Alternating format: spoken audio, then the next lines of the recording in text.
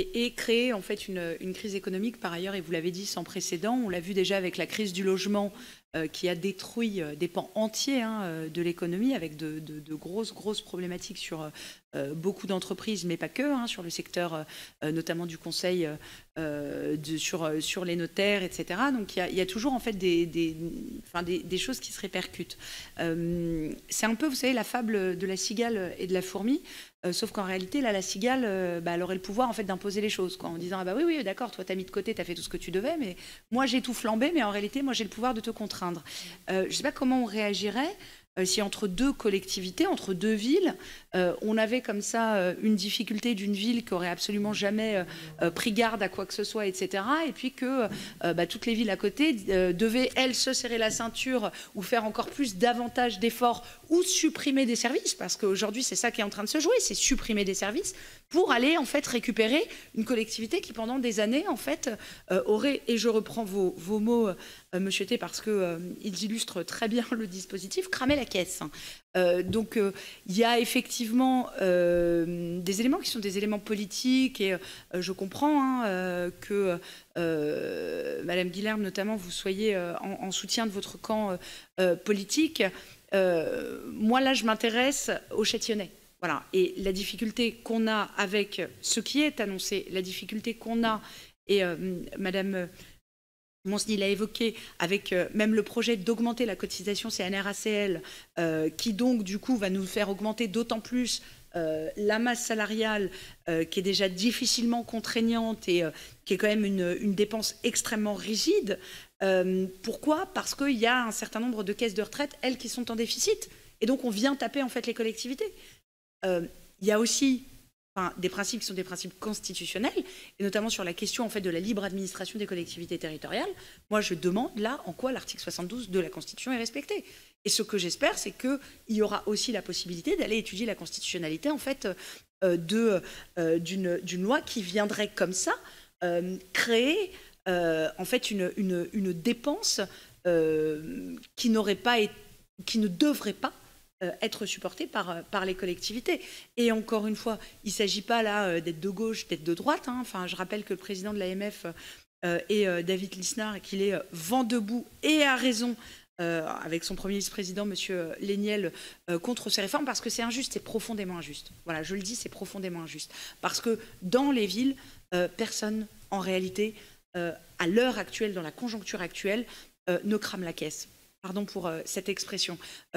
Chaque dépense est mesurée. On fait attention. Quand on investit, effectivement, on n'investit pas pour faire des palais en or ou je sais pas, des opéras ou je ne sais quoi. On investit parce qu'il y a besoin effectivement d'avoir des équipements, il y a besoin d'avoir des écoles. Il faut qu'on ait un équipement culturel qui soit un peu plus rayonnant parce qu'il y a un peu plus de population et un peu plus de besoins. Quand on végétalise, qu'on désimperméabilise, c'est parce qu'il y a aussi, et je le répète, pas que des questions en fait d'embellissement, mais des raisons naturelles qui nous obligent en fait aujourd'hui à agir aussi dans le sens de la préservation en fait de la planète. Là, c'est une question de survie. Il s'agit pas c'est une question de survie de l'humanité.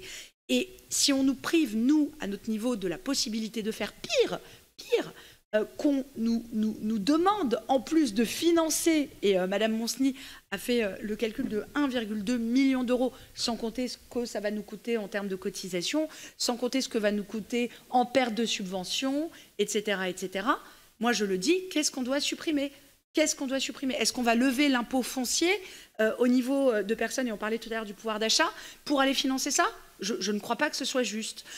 Est-ce qu'on va supprimer les premiers tarifs au niveau de la restauration municipale, ou est-ce qu'on va augmenter encore davantage des tarifs de grande tranche? Je ne crois pas que ce soit juste. Est-ce qu'on va supprimer les médecins? Parce qu'après tout, on pourrait se dire que ce n'est pas notre boulot.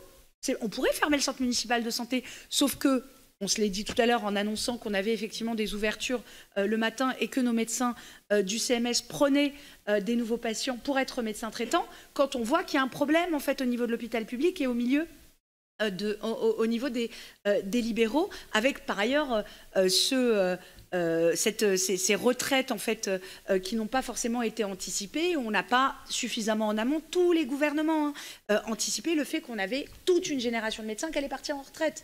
Et où on se retrouvait en fait dans des déserts médicaux, dont l'Île-de-France. Et on arrive à peu près, nous, à pallier, parce qu'on a de l'entre-gens, parce que clairement, on ne lâche rien jamais, pour faire s'installer des médecins qui, au départ, semblent intéressés, et qu'on lâche pas, pour qu'ils viennent jusqu'au bout. On a réussi à avoir un gynécologue, une deuxième gynécologue, des médecins généralistes, des ophtalmos, une rhumatologue, etc. On est en train désespérément de réussir, de chercher pour avoir un cardiologue, parce que le départ à la retraite d'une de nos cardiologues a mis en difficulté un certain nombre de nos Châtillonnais. Donc voilà, qu'est-ce qu'on doit supprimer? Une ATSEM par classe, en fait, de maternelle, pour pouvoir de la petite section à la grande section, parce que ça a un coût.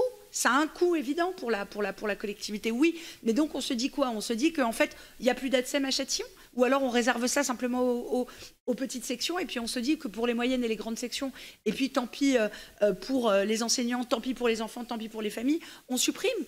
On enlève en fait des policiers municipaux. On a vu à travers le drame qu'on a traversé à quel point cette présence du quotidien, elle était nécessaire, et à quel point, encore une fois, quand on a des difficultés, ils sont eux la police de proximité. Donc voilà, les cantonniers pour nettoyer nos rues, enfin, c'est aussi des emplois, les collectivités sont aussi des employeurs qui participent par là même aussi à la croissance de ce pays.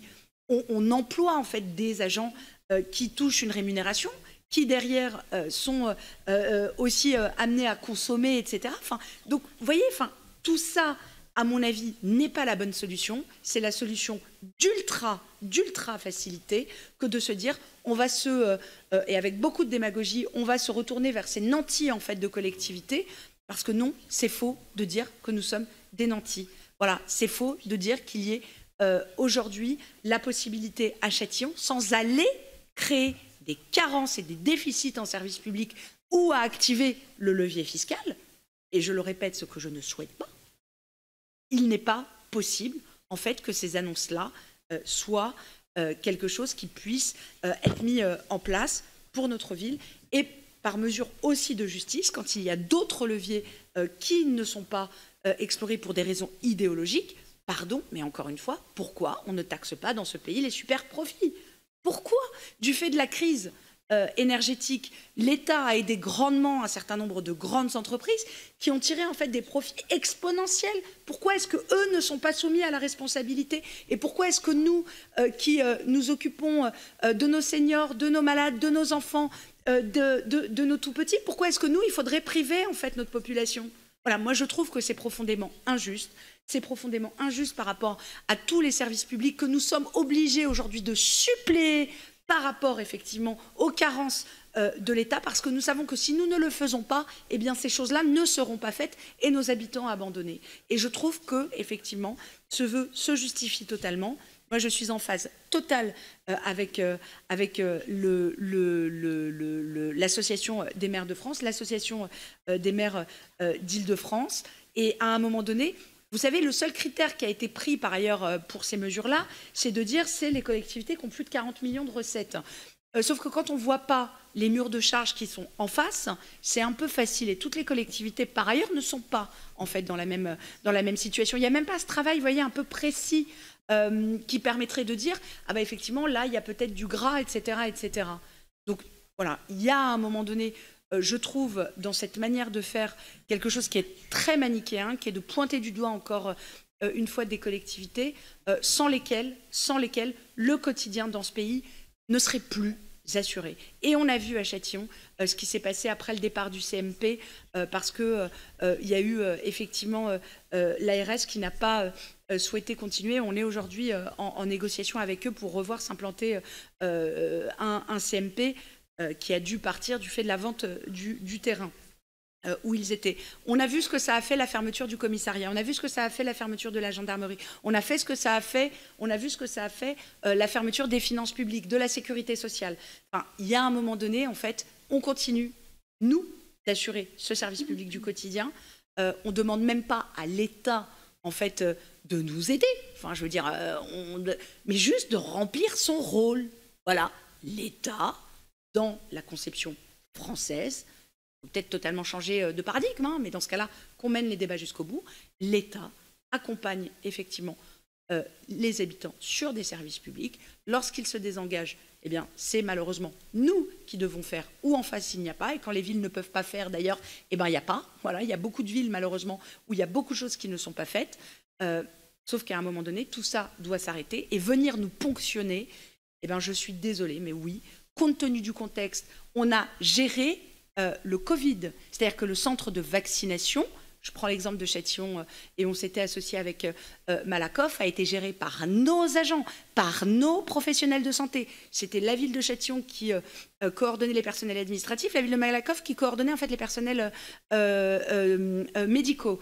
On a mis en place en fait tous les dispositifs. On a assuré le transport des personnes qui ne pouvaient pas en fait se rendre dans le centre de vaccination et avant qu'on arrive à avoir l'ouverture pour aller se faire vacciner à Châtenay. Ou à Clamart ou dans d'autres villes, d'ailleurs, quand on arrivait à trouver des créneaux disponibles. On a géré la crise énergétique qui nous a coûté, au définitif, quasiment 5 millions d'euros en niveau des fluides. Moi, je veux bien qu'on arrête de chauffer ou d'éclairer. Et je peux vous dire qu'on fait extrêmement attention. C'est pareil, hein, il y avait un élu ce week-end qui disait il y a une lumière qui est allumée, je suis remontée l'éteindre. Hein. Enfin, je veux dire, on est quand même... Il faut comprendre notre quotidien. On est quand même dans ce type de sujet-là, hein, où on est attentif à chacune de nos dépenses. On fait attention aux heures supplémentaires. On fait attention à pouvoir nous-mêmes prendre en charge des choses pour éviter en fait que ça ait un coût pour la collectivité. On s'astreint à une forme de sobriété parce que tout doit aller vers nos habitants. Oui, effectivement, je le dis, vu tout ce que nous avons traversé, il y a un moment donné, là, c'est un peu cherry on the cake. Voilà.